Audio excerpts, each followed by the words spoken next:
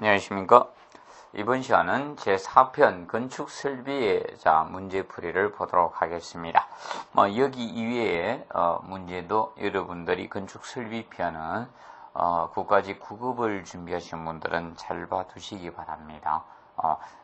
여기 있는 문제 말고 일반적으로 건축설비 책을 좀 보셔가지고 추가로 조금 더 봐두시는 게 좋을 것 같습니다. 자, 그러면 이거는 건축 설비 분야는 9까지 9급의 경우는 6문제 정도까지 출제가 되니까 5문제, 6문제. 그래서 잘 학습을 정확히 하고 가시기 바랍니다. 그러면 1번 보시면 급수 설비 설계 시 시공상의 주의점으로 틀린 것은 해가지고 나왔습니다. 틀리네요. 그래서 1번 습격작용을 방지하기 위해서 공기실을 설치를 해주면 되겠고요. 워테마. 그래서 1번은 이제 습격작용을 워테마, 이 습격작용 방지 개념상 방지하기 위해서는 이 공기실을 설치해 주면 됩니다. 공기실 보통 에어챔버라고 칭합니다. 에어챔버. 공기실을 설치해 주고요. 이거는 기구류 가까이에 설치해 주시면 됩니다. 기구류 가까이에 보통 배치를 해 주시면 되고요. 그 다음에 이번에 매설관에서 이제 방식 피복을 하라. 될 수 있으면 매설을 안 해주는 게 없고 파이프 샤프트에다가 해주는 게 좋고요. 그 다음에 지수 밸브는 이 분기점에 설치가 되는 거죠. 3번에 지수 밸브. 이 지수 밸브 개념은 이 분기점에 설치가 되어서 분기점에 설치해서 국부적인 분기점에 보통 설치가 됩니다. 설치가 돼서 국부적인 단수라든지 부분적으로 국부인 단수를 시켰다든지 또는 수압 수량 조절하는데 사용하죠. 수압 수량 조절하는데 사용하시는 게 지수 밸브입니다. 그리고 급수관은 항상 수평이 되도록 한다. 수평이 되면 공기가 에어가 찹니다. 그래서 배관들은 보통 9배를 두죠. 경사를 둡니다. 9배를 보통 두게 되죠. 이 9배 경사를 두어야 됩니다. 경사를 두는데 그 경사가 선하향 9배냐 선상향 9배냐 그 차이점이 있는 것 뿐이지 9배는 보통 둔다는 사실을 알아두시면 됩니다. 기본적으로 기본적인 9배는 선하향 9배가 많겠죠. 물은 내려가니까 고가 탱크 방식이다 그러면 보통 그렇게 선하향 9배 되는데 각층의 수평 주관은 선상향 9배로 가주시면 되는데 고가 수조 방식일 때 그래서 이렇게 한번 봐두시고 9배는 두어야 된다는 점 기억하시고요. 그 다음에 5번 문제 보시면 온수난방에 대한 설명으로 옳지 않는 것해가 나왔습니다. 온수난방. 온수난방도 대류식 난방 중에 하나죠. 그러면 창문 아래에다가 라제타 방열기를 설치해서 여기에다가 뜨거운 물을 공급을 해서 공기를 데워서 난방하는 것을 우리가 이 온수 난방이죠. 대류식 난방인데 1번 난방부하 변동에 따라 온수 온도나 온수 수량을 쉽게 조절할 수 있죠. 그래서 제어성이 좋다는 겁니다. 5번 문제에서 온수 난방은 이 외기 변동이 생겨라도 이제 이 방열량 제어성이 좋습니다. 방열량의 제어성이 좋습니다. 제어성이 좋고요. 뛰어납니다. 그리고 2번 현열, 온도 변화에 출입한 열을 현열이죠. 상태 변화에 출입하는 잡열이고 그래서 잡열 이용하는 것은 전기 난방이고 현열 이용한 게 온수 난방이죠. 그래서 쾌감도는 전기 난방보다 좋습니다. 그리고 세 번째 난방을 정지해도 난방 효과가 이제 열 용량이 크다 보니까 서서히 식어가겠죠. 어느 정도는 난방 효과가 지속된다는 겁니다. 그런데 전기 난방에 비해서 예열 시간은 길죠. 그래서 예열 시간은 이 온수 난방이 길게 됩니다. 그래서 전기하고 온수하고 간략히 보시면 온수 난방하고 자 전기 난방. 그러면 얘는 현열을 이용하는 난방이고 이거는 현열이고 요거는 잡열을 이용하는 난방이죠. 잡열. 그러다 보니까 열의 운반 능력은 자 얘가 적고요. 얘가 열의 운반 능력은 큽니다. 열의 운반 능력 지면은 전기 난방이 크고요. 근데 열 용량은 얘가 크죠. 열 용량은 얘가 크고 열 용량은 얘가 적습니다. 열 용량 개념은 전기 난방이 적습니다. 그리고 이 제어성, 방열량 제어성에 대해서는 이 방열량 제어성은 얘가 좋죠. 이 방열량의 제어성 측면은 얘가 좋고 제어성은 얘가 떨어집니다. 외기온도계에 대한 제어성 떨어집니다. 자, 그리고 얘는 소음이 적은 반면에 얘가 소음이 크고요. 소음이 크게 생깁니다. 그리고 온수난방과 전기난방은 이제 시설비는 이것이 조금 더 비싸죠. 그래서 시설비가 얘가 비싸고요. 얘가 이제 시설비는 쌉니다. 얘가 두 가지 있으면 시설비는 전기난방이 싸다라고 보시면 됩니다. 그리고 라제트 면적이나 강경, 방열기 면적이나 이런 광경들이 얘가 커야 돼요. 그거 얘는 좀 둘이 비교해서 얘가 적어도 됩니다. 간단히. 그래서 쾌감도는 얘가 좋고요. 쾌감도는 얘가 좋습니다. 쾌감도는 얘가 떨어집니다. 이렇게 보시면 됩니다. 그 다음에 6번에 보시면 복사난방의 특징에 대한 설명으로 옳지 않는 거. 자, 방열은 직접 열복사를 우리가 하는 방식이죠. 그리고 실온이 낮아도 난방 효과가 있고요. 방의 높이에 의한 실온의 변화가 작습니다. 그래서 아래 위에 상하 온도차 가정적인 복사난방이죠. 그래서 천장이 높은 방에도 난방이 가능하죠. 그래서 4번 개념이 들죠. 그래서 이제 이 복사난방은 우리가 일반적으로 바닥에다가 패널을 설치해서 우리가 뜨거운 물을 공급해서 바닥을 가열해서 데우는 방식을 써죠. 구조체가 있을 때, 자, 보통 하부층 여기에다가 무엇을 설치하는가 하면 단열재를 설치하죠. 보통 단열재를 설치하고 있습니다. 단열재를 설치하고. 그럼 이 단열재는 가 등급이다, 다, 라 등급에 따라 되죠. 제일 좋은 등급 쓸 때 30mm 쓸 수 있고, 안 좋은 등급일 때는 라 등급일 때는 마지막 등급은 50mm를 써야 되죠. 그래서 단열재를 공사해 놓고, 여기에다가 온수 파이프를 설치해 가지고, 위에다 이제 추결층 만들어서, 그래서 여기에다가 온수 파이프에다가 온수를 공급을 해서 이 추결층을 데워서 열을 복사하는 거죠. 그래서 열복사를, 복사열을 이용하는 방식이죠. 복사열을 이용하는 방식이 바로 되는데, 이 온수 파이프, 이제 이 추결층을 옛날은 자갈로 했는데 지금 콘크리트로 많이 합니다. 이 콘크리트로 이제 추결층을 하게 되면, 이때 여기, 온수 온도는, 보통 온수 온도는 일반 60도씨 이하로 공급해야 돼. 온도가 너무 높으면 안 됩니다. 보통 한 50도씨 전후 잡아 넣습니다. 50도씨 정도 전후 보통 잡아 넣어가지고 이 물을 데웁니다. 데워서 열을 복사하는 거죠. 그런데 이 메리 깊이가 깊을수록 사실 좋습니다. 이 매슬 깊이가.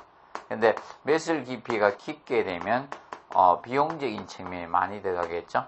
그래서 매슬 깊이는 보통 강경에 1.5배에서 2배 정도로 우리가 설계를 보통 해줍니다. 이상 매립해 주시면 됩니다. 그리고 공급하는 온도하고 나오는 온도차가 한수 온도차가 적을수록 좋습니다. 5에서 6도씨 이하로 대중이 좋고, 이때 이 배관 길이는 너무 길게 해서는 안 되고, 배관 길이는 하나의 회로의 길이는 50m 이하로 규정을 하고 있습니다. 그래야지 온도 차가 적습니다. 그래서 이런 복사나오죠. 그래서 이제 라제트 방열기를 설치하지 않으니까 실외 이용도는 높을 겁니다.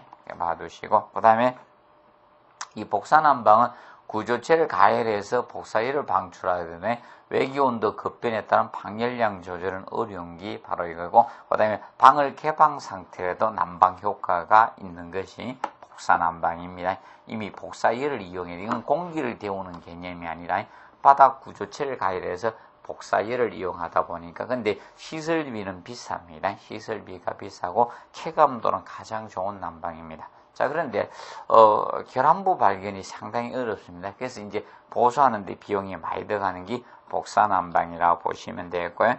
그 다음에 8번 문제 보시면 송풍기와 배풍기 모두를 기계로 사용하는 한기는 제 몇 종 한기법인가 해가 나왔습니다.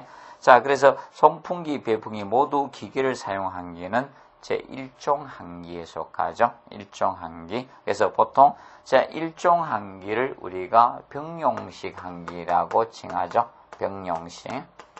병용식 한기라고 칭합니다. 병용식.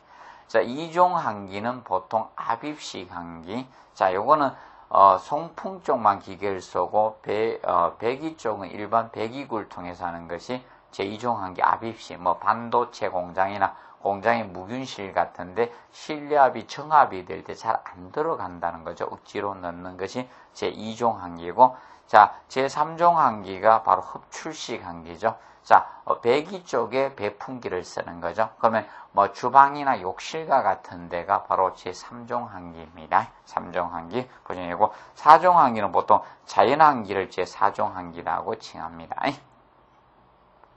그 다음에 10번 문제 보시면 다음 중 약전 설비에 속하지 않은 것. 보통 건축 전기 설비에서 약전은 60V 이하를 보통 약전이라고 하죠.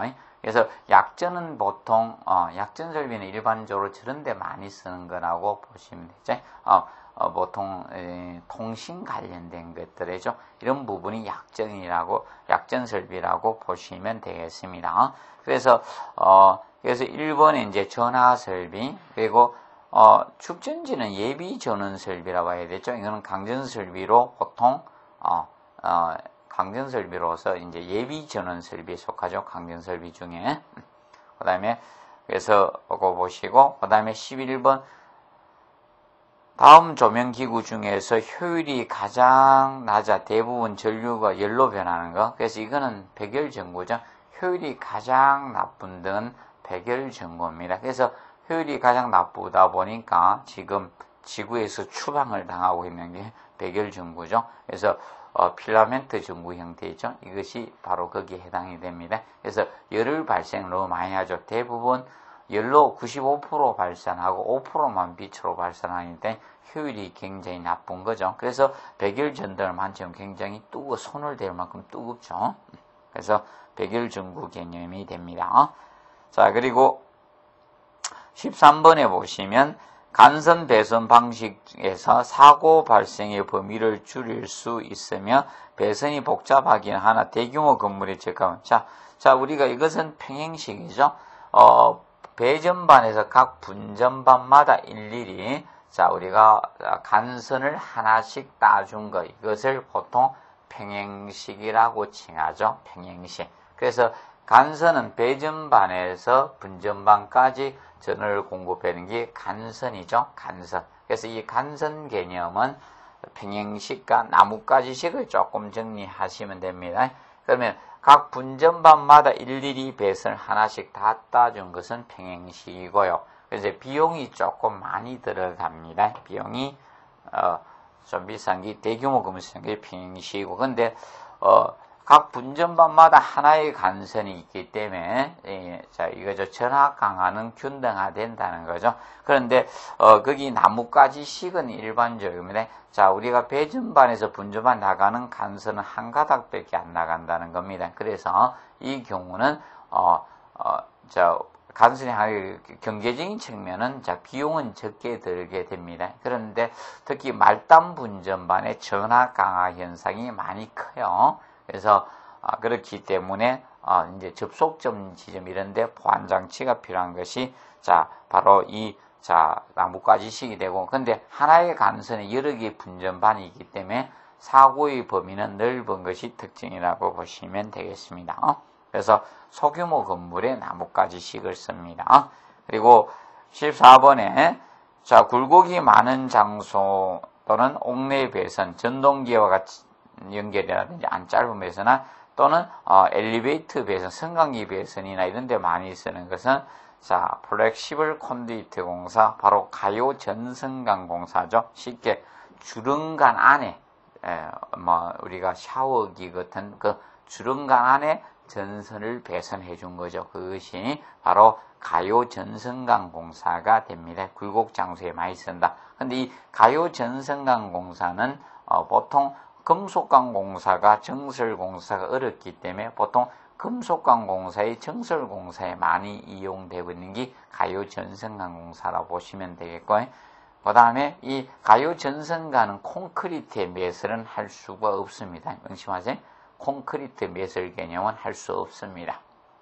굴곡이 많은 장소에 적합하다 기억하시고, 그러니까 이것도 이제 전선관을 썼기 때문에 일반적 금속관이죠. 그래서 주름관이 금속 주름관이다 보니까 이것도 접지공사는 해야 됩니다. 예, 그래서 제3종 접지공사를 하게 됩니다. 금속관과 같이 봐두시면 되겠고, 그 다음에 거기 4번에 나오는 플로우 덕트는 플로우가 바닥이죠. 바닥에 딱들을 보내서 전선만 보내는 것이 아니라 여기 전화선이나 인터넷 케이블선이나 이런 것을 한꺼번에 보내는 것이 바로 이 플로우 덕트죠. 그래서 이제 대규모 이런 사무소나 백화점 같은데 바닥에 직접 콘센트를 직접 꽂도록 해준 것이 바로 플로우 덕트 공사죠. 근데 이 플로우 덕트 공사는 습기가 있는 데는 사용할 수 없다는 점 같이 기억을 해 두시면 됩니다.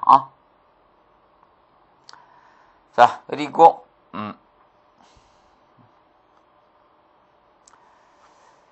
그 17번 문제 보시면 소방 대상물 내에서 발생한 화재 초기 단계에서 열이 또는 열기에서 발전하여 음향으로 화재를 알리는 일체 설비를 보통 자동 화재 탐지 설비라고 하죠. 자동 화재 탐지 설비고, 그 다음에 여기 보시면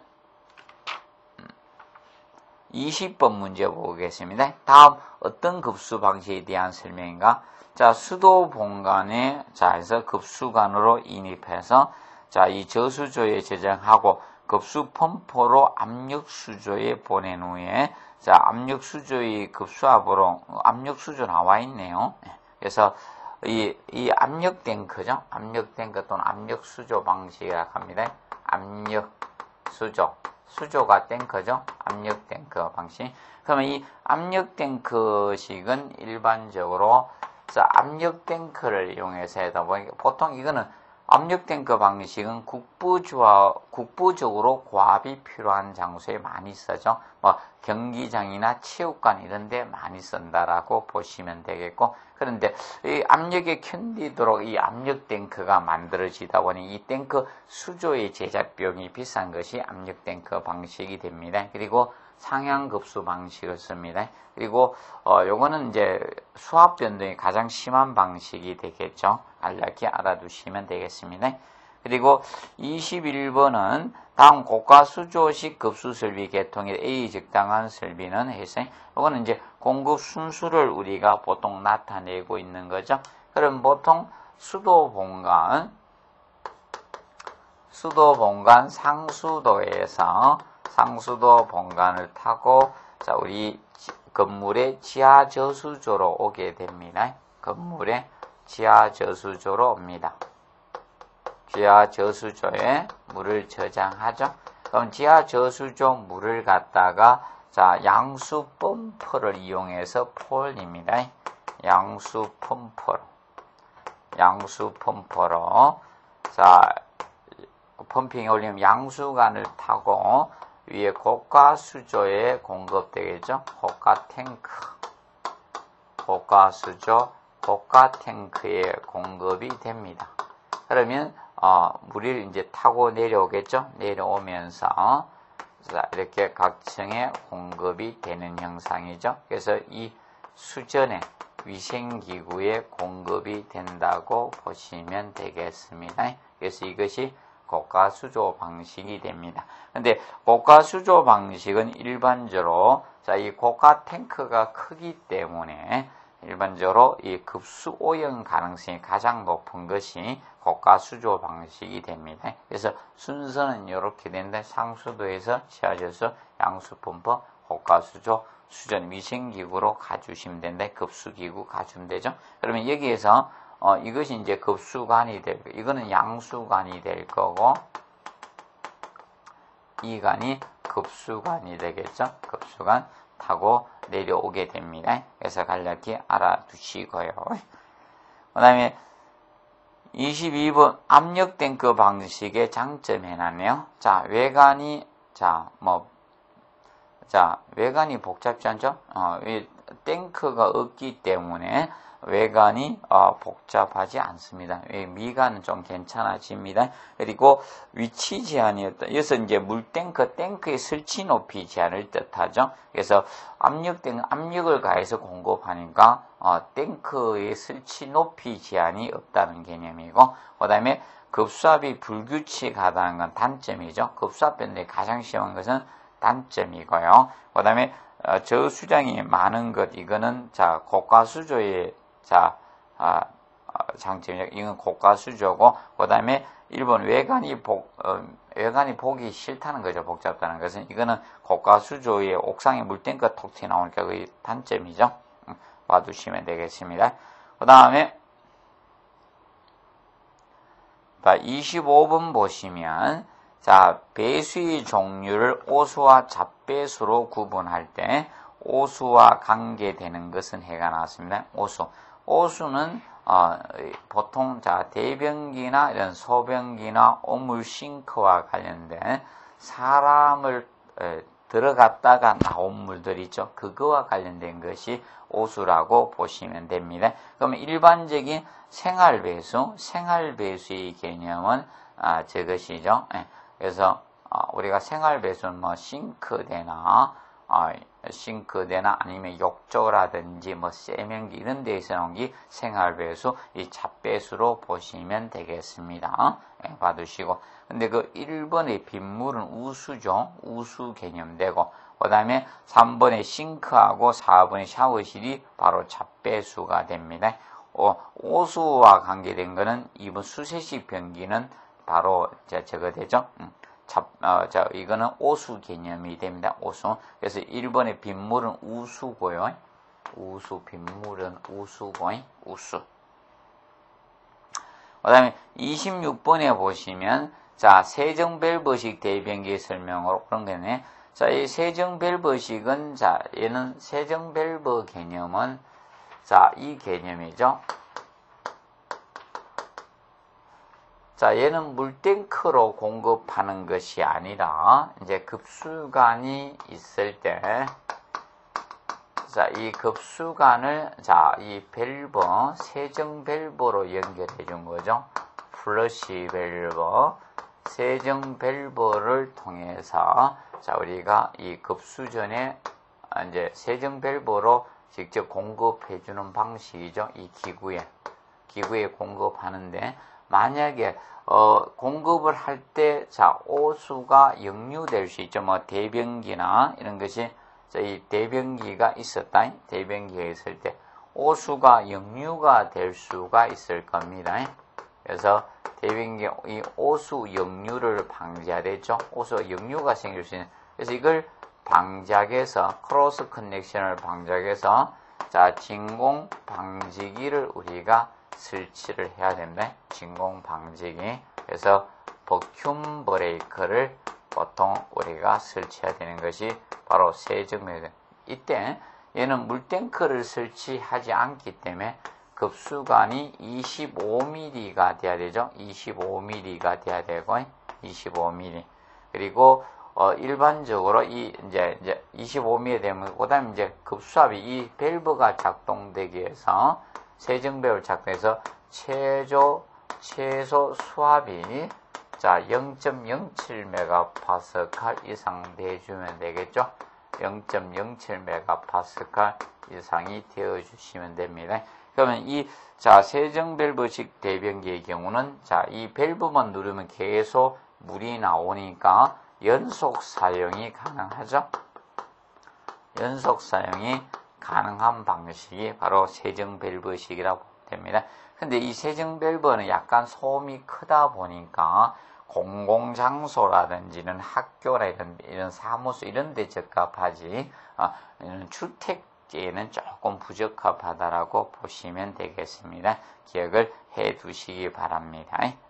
그래서 측면상 한번 봐두시고요. 그 다음에 29번 문제 보시면 다음과 같은 난방 방식은 해가 나왔습니다. 자, 1번에 건물의 중앙기계실에서 공기를 가열장치에서 가열된 공기를 공기열청에서 송풍하는 난방. 자, 그래서 보통 공기를 대해서 온풍을 이용하는 난방을 우리가 자, 온풍난방이라고 칭합니다. 온풍난방. 온풍난방이라는 명칭을 부여하고 있습니다. 알아두시고. 그래서 간접난방, 온풍을 이용이 간접난방이 됩니다. 그러면 공조와 관련된 온풍난방은 자, 간접난방에 해당된다고 보시면 되겠습니다. 그 다음에 31번 전기난방에 관한 장점으로 틀린 거. 자, 방의 방열 면적이 크다.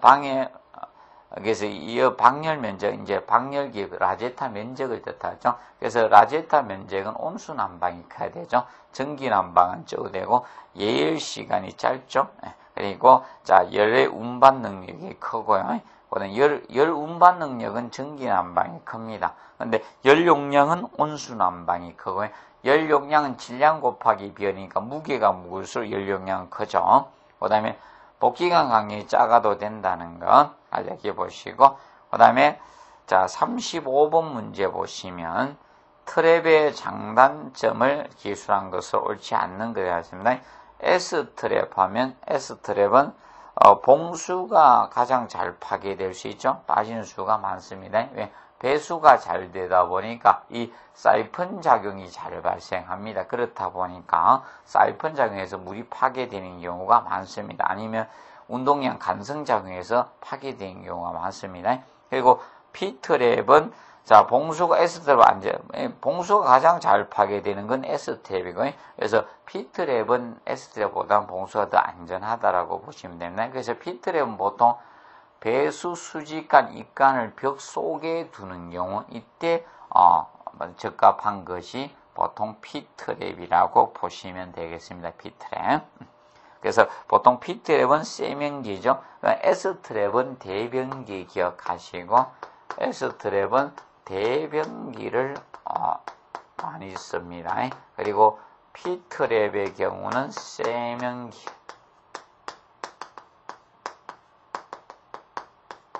세면기와 P트랩에 쓴다고 보시면 됩니다. 그리고 U트랩은 보통 가로배관에 이용하며 그래서 수평 주간이죠. U트랩은 생긴 모양에서는 U트랩이지 형상이지만 보통 가옥트랩, 메인트랩이라고 해요. 가옥트랩 또는 메인트랩. 공공하수간에 하수도의 가스가 건물 내 가옥내로 침투하는 걸 방지한다. 그래서 가옥트랩 또는 메인트랩이란 용어를 쓰고 있습니다. 정리하시고. 그러면 이제 이거는 배수행주간도 수평주간이죠. 배수행주간.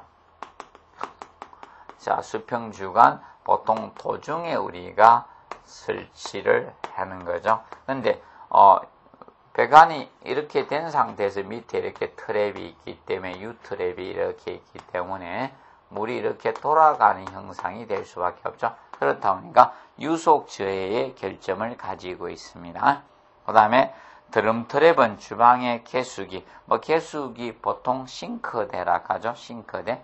드럼트랩은 드럼처럼 생겼다 해서 우리가 드럼트랩이라고 칭합니다. 근데 봉수가 좀 다량이죠. 보시면 되고. 그 다음에 37번 급탕배관 설계 시 시공상 주의점으로 틀린 것 해가 나왔습니다. 그럼 1번 구배를 주어 배관한다. 구배는 보통 상향 공급일 때 각층 수평 주간은 각층은 자, 이 급탕수평 주간 개념은 일반 급탕수평 주간은 선상향구배로 가주면 됩니다. 근데 반탕간들은 선하향구배로 가주시면 되겠고, 그 다음에 2번 배관시 신축위험 등을 세를 고려해야 되죠. 신축위험세는 스위블 조인트가 있었고, 그 다음에 루프형이염인 신축곡관이 있고요. 그 다음에 벨로제형 또는 슬리브형의 신축위험세가 있습니다. 그리고 3번에 배관기기를 피복 후에 시험. 자, 이거는 배관은 여러분들 피복 후에 시험 하면 안 되고, 그래서 보통 일반적으로 배관공사가 완료되면 수압시험을 먼저 하고, 자, 우리가 피복 공사는 해 주셔야 됩니다. 기억하시고. 그 다음에 38번 문제 보시면, 다음 중 봉수 파괴되는 원인이 아닌 것. 자, 봉수 파괴 원인은 기본적인 저걸로 잡을 수 있죠. 보통 봉수 파괴 원인은, 자, 이렇게 볼 수가 있습니다. 봉수 파괴 원인에 대해서는, 첫째, 자기 사이펀 작용이 있고요. 자기 사이펀 작용이 있고요. 그리고, 유인 사이펀 작용이 있습니다. 자, 유인 사이펀 작용의 경우는, 흡출 작용 또는 흡인 작용이라고도 칭하죠. 흡출 작용 또는 흡인 작용. 유도 흡출 작용 또는 흡인 작용이라고 합니다. 흡인 작용. 자, 그리고 역사이펀의 분출 작용. 자, 토출 작용 개념이고, 내뱉는 것. 자, 그리고 모세관 현상.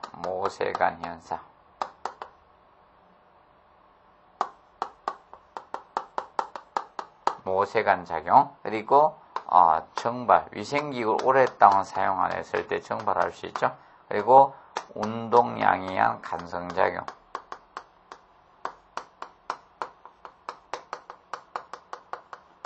간성작용의 설정.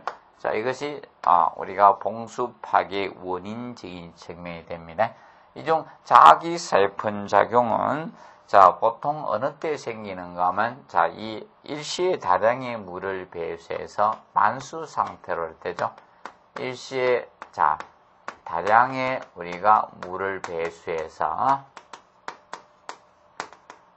보통 배수액에 만수상 꽉 차서 흐를 때, 철만져 흐를 때, 그대로 따라 내려가는 거죠. 사이펀 작용에서. 그래서 이걸 자기 사이펀 작용이라고 합니다. 그래서 이 자기 사이펀 작용을 우리가 활용하면 수족관 청소 이런데 쉽게 활용할 수가 있습니다. 일반적으로 이런 형태로 해주면 되죠. 자기 사이펀 작용. 우리가 이제 물을 자, 이겁니다. 호스를 갖다가 수족관에 넣고 한쪽 부분을 어딘가 하면 저기다 하면 되죠. 수도를 끼우고 하나를 수족관에 물이 넘어갑니다. 그럼 반대로 내면 물이 꽉 차서 흐르니까 계속 쑥 빨아나오는 현상이 바로 자기 사이펀. 그래서 이 만수 상태로 흐를 때 우리가 파괴되는 현상이라고 보시면 되겠습니다. 그래서 옛날에 이런 것들이 자기 사이펀 작용에 해당이 된다고 보시면 됩니다. 그래서 이렇게 해서 옛날 기름을 넣었던 형태 이렇게 해가지고 자바라라 했는가 아마 그렇게 되어 있을 겁니다. 이런 식으로 된 거, 기름 폭폭 넣었던 거. 이것이 사이펀 작용을 꼭 짜서 놓으면 그대로 넘어갑니다. 여기. 그래서 이걸 파는 분들이 좀 설명을 해줬어야 되는데, 그래서 계속 찾았던 분들이죠. 이 자기 사이펀 작용이고, 그 다음에 유인 사이펀 작용은 수직관 가까이 배치됐을 때입니다. 자, 이 수직관 가까이에 이렇게 배치가 되어 있습니다. 트랩이. 이런 식으로 해가지고, 트랩이 지금 현재 수직관 가까이에, 자, 여기 이제 트랩이 이렇게 설치돼서, P트랩이 설치됐다 가정합시다. 그러면, 자, 이 수직관에서 물을 이렇게 내립니다. 그럼 이제 여기가 일시적으로, 순간적으로, 일시적으로 자, 이 진공 상태가 생기는 건데, 진공 상태가 발생하다 보니 이 물이 그대로 따라 들어가는 현상을 유인 사이폰 작용, 흡출 작용, 흡인 작용이라고 합니다. 그래서 그리고 분출 작용, 이 상태가 하층, 저층일 때입니다. 하층, 저층부일 때. 그래서 하층 기구나 하류 기구일 때 여기에서 거꾸로 이제 밑에 흐르고 있으니까 위에서 누르면 이것이 도로 오바이트 하는 현상이 분출, 토출 작용이고, 그 다음에 이제 모세관 현상이 머리카락이나 실이 꼈을 때 그걸 타고 넘어가는 게 모세관 현상. 그 다음에 정발은 유생기를 오랫동안 사용하지 않고 놔두면 물이 정발될 수밖에 없죠. 이 정발 현상이고, 그 다음에 운동형 간성작용은 뭐 강풍이나 이런 걸로 인해서 자, 이런 물을 자주 위에서 내리거나 빈번히 내렸을 때 이럴 때 간성작용, 압력, 그러면 간 내분의 압력 변동이 생기는데 이때 각종의 물을 내리게 되면 파괴되는 것이 자, 바로 운동형 간성작용이 됩니다. 알아두시고. 그래서 그 습격작용, 워테마죠. 봉수 파괴의 원인하고는 아니고, 습격작용은 뭐 급수나 이런 데서 배관에서 유속의 흐름의 급정지나 이런 걸로 인해서 생긴 현상이 습격작용이죠. 워테마는. 그래서 배관에서 소미나 진동이 발생하는 현상이고요. 그 다음에 43번 문제 보도록 하겠습니다.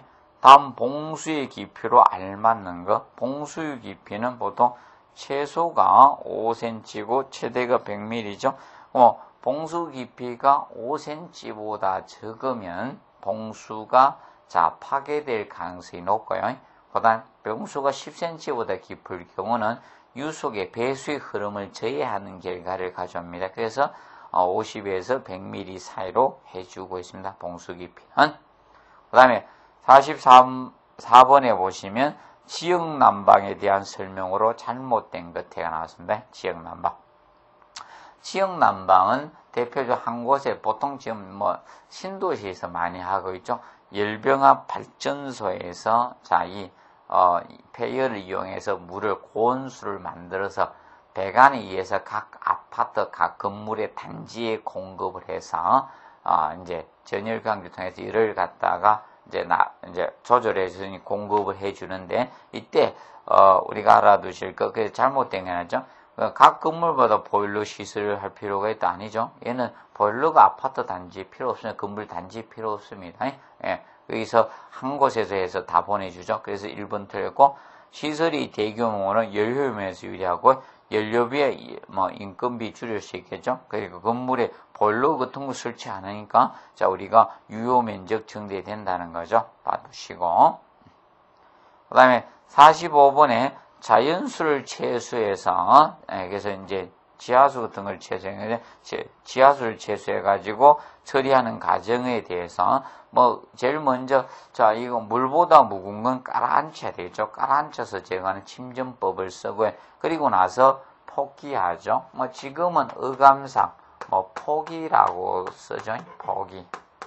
뭐 포기 제거하죠. 보통 이런 철성분이라든지 또는 이런 물속에 용해되어 있는 유해가스, 암모니아나 이런 유해가스를 발산하기 위해서 물을 공기 중에 뿜어주는 게 포기죠. 포기해서 그 다음에 자 거기에서 이제 불용해성 철로 만들면 용해성 철을 갖다 불용해성 포기해서 만들면 그것을 여가에서 걸어죠. 걸어가하고 이제 소독 멸균 해주면 되죠. 그래서 1번 되겠네요.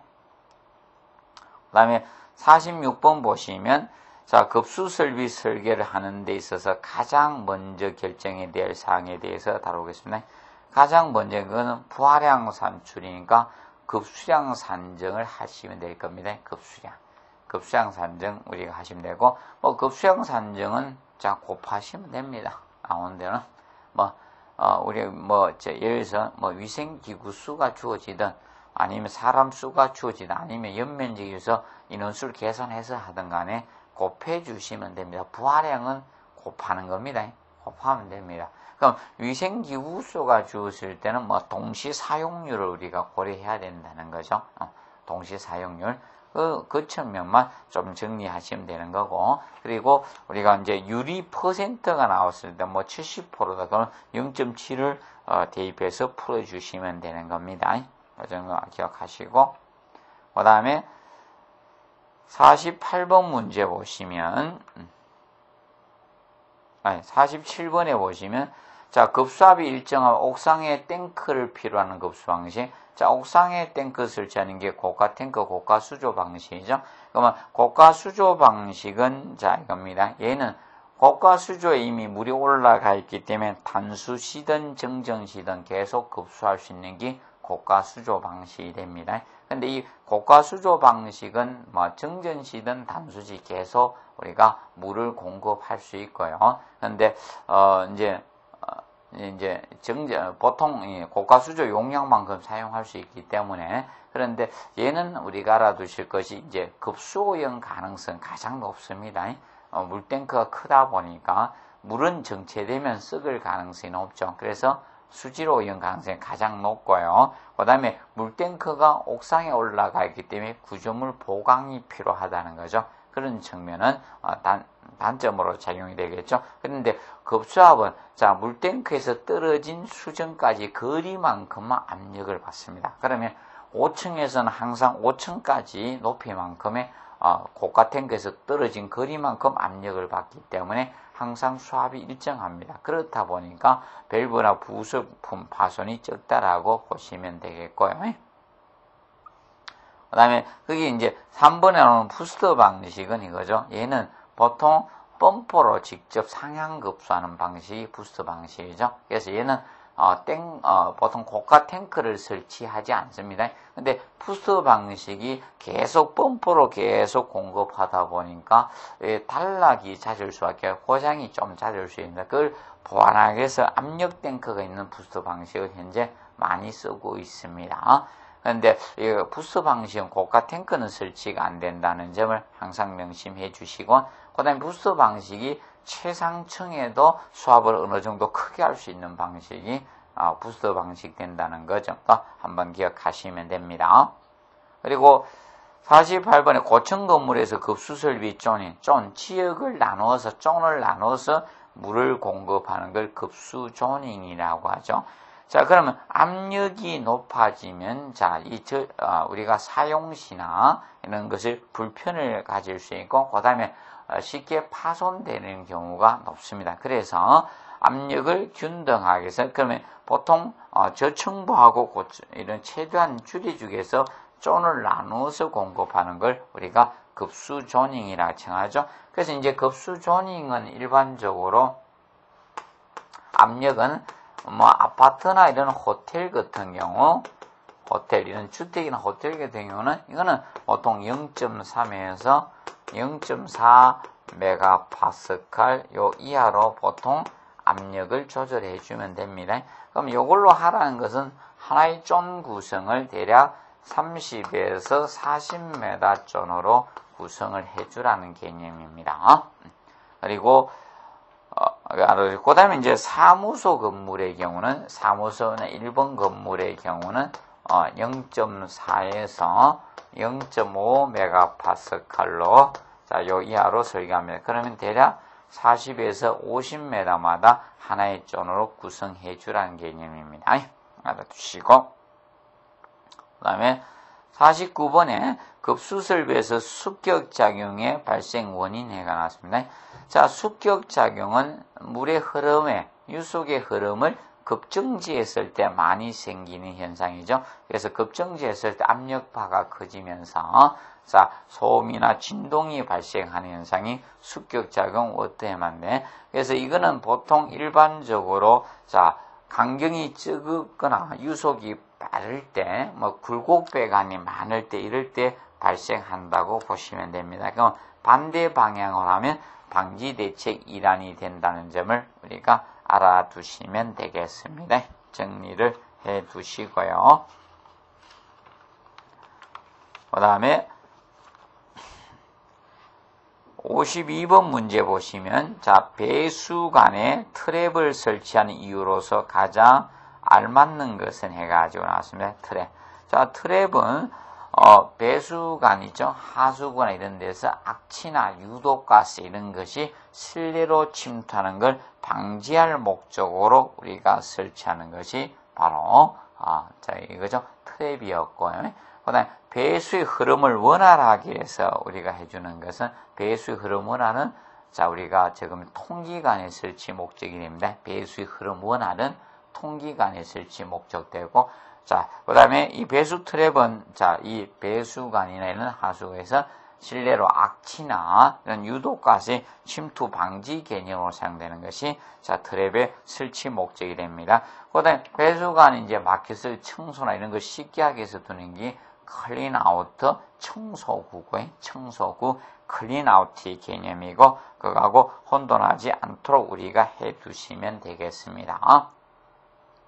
그리고 저거 하나 기억하시고 배수 부하 단위 기준은 배수 부하 단위를 우리가 설정할 때 기준이 되는 것은 보통 급수 부하 단위든 배수 부하 단위 기준이든 다 세면기를 배수 부하 단위, 급수 부하 단위 기준으로 잡고 있다는 점 항상 기억을 해 두시기 바랍니다. 정리해 두시고 그랬을 때 부하 단위는 대변기가 8이고 소변기가 4가 됩니다. 그리고 저는 비데는 2.5, 샤워가 대략 주택에서는 2 정도에서 정도 되죠. 2, 3 왔다 갔다 하고 2 정도 되고 그 다음에 세면기가 1이 되죠. 알아두시고 그 다음에 54번 문제 보시면 다음 통기 방식 중에 가장 이상적인 통기 방식은 해가 나왔습니다.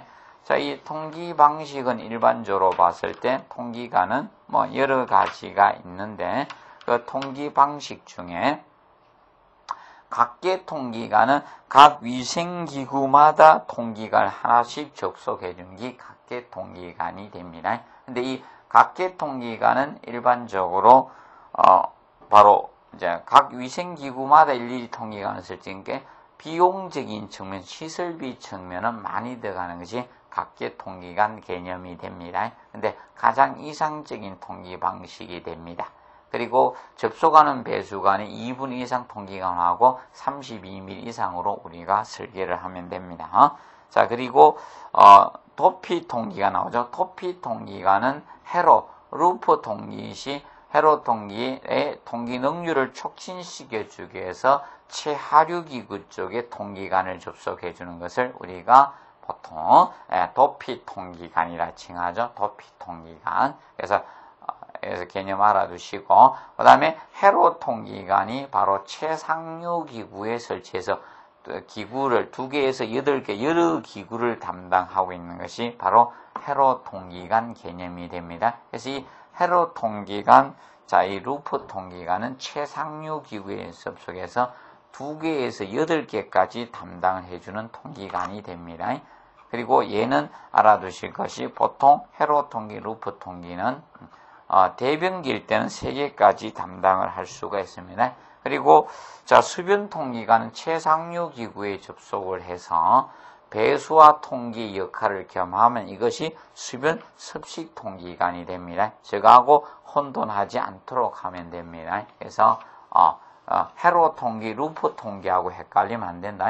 회로 루프 통기관은 최상류 기구에 접속 여러 기구를 담당하면 회로 루프 통기관이고 그 다음에 일반적으로 배수하고 이제 통기를 역할을 겸한다 이러면 수변 통기관이 됩니다. 그리고 통기에서는 결합 통기관, 배수 수직관과 통기 수직관을 갖다가 연결해준 통기관이 결합 통기관이죠. 고층 건물에서 배수 수직관에 통기를 하기 위해서 배수 수직관하고 통기 수직관을 연결해준 통기관이 바로 결합 통기관이 됩니다. 그래서 결합 통기관은 간격은 최소 50mm 이상으로 하면서 배수 수직관하고 통기 수직관 중 작은 쪽 간격 이상으로 하시면 됩니다. 이것이 간격이고요. 간단히 알아두시고 그 다음에 신정 통기관은 배수 통기관이라고도 칭했죠. 이 배수, 이 수직관을 그대로 연장해서 옥상 대기 중에 개관 통기관이 바로 신정 통기관 또는 배수 통기간이라는 용어를 쓰고 있습니다. 그래서 이 신정 통기간은 그래서 강경 중에 가장 강경이 큰 것이 신정 통기간이 된다는 점 알아두시고, 그 다음에 특수 통기 방식에서 소벤트 방식이 있고, 소벤트 방식과 섹스티아 방식. 그래서 얘들은 별도의 통기간을 사용하지 않고요. 그래서 배로 배수 수직간 신정 통기감을 통해서 공개하는데 특수 이음새를 쓴 거죠. 소벤트 방식은 공기 혼합 이음새하고 분리 이음새를 활용하는 거고, 공기 분리 이음새를 활용하는 겁니다. 분리 이음새를 활용하는 게 소벤트 방식이고, 자, 섹스티아 방식은, 이 섹스티아는, 자, 이 섹스티아, 자, 이 이음새하고 섹스티아 곡간을 활용하는 거죠. 섹스티아 곡간을 우리가 활용한 것이 섹스티아 방식이었습니다. 간략히 정리를 해 두시기 바랍니다. 기억을 해 두시고요. 그래서, 이번 시간은 설비 부분에 자, 여기까지, 마무리 하도록 하겠습니다. 다음 시간에는 그 뒷부분 설비하고 나머지 부분 하도록 하겠습니다. 자, 이 시간은 여기에서 마치도록 하겠습니다. 자, 수고하셨습니다.